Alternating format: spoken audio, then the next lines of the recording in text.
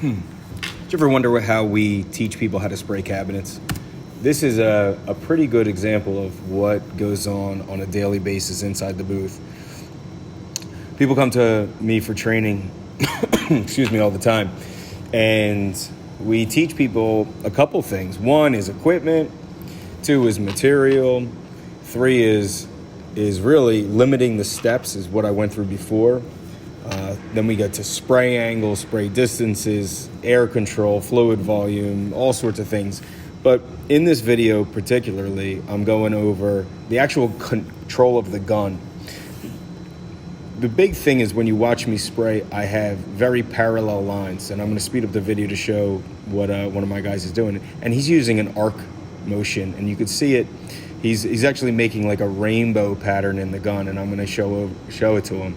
You really want to go as straight as possible from one side to the next. So a good drill is to do this. Can you draw or paint a straight line? And in that case, it's no. Granted, I've done thousands, and I don't know how many thousands and thousands of doors that I've sprayed. So it does take practice. What you need to do is you need to break the angle of your wrist as much as possible.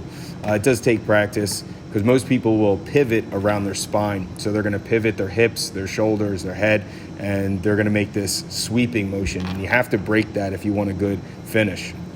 So if you can see there, he's still doing it, still an arc. He's only 1,000 doors or 1,000 passes into it. And what I do is it's very hands-on. I'm showing him how to make that adjustment in the angle. Now, one thing that I do teach people, excuse me, when they spray is you have to spray with both hands. And you have to get very used to being ambidextrous when you spray, because the movement in the wrist and in the elbows, you're going to start to break down. You're not a machine.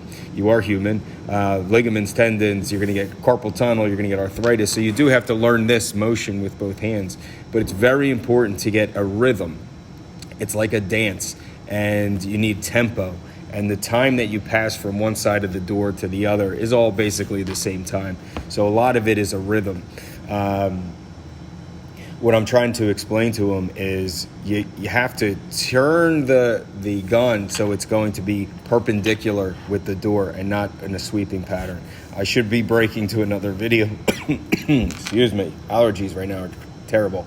I should be breaking to another video and I'm going to show you how the straight patterns go. So this is a great way to train yourself. And if you don't know, you could always come for a training. We do take half-day, full-day classes, and I'll teach you how to spray this, any door size, etc. Now, the key is these are smaller doors. These are 30-inch doors. Some of them, you can see there, that's a nice straight pattern. That's what you're looking for. And this is also with a lot of experience, but this is what you're going to build up to. So on a shorter door, like I was saying, it's pretty easy to overcome the pattern, but on a longer door, it will just get worse.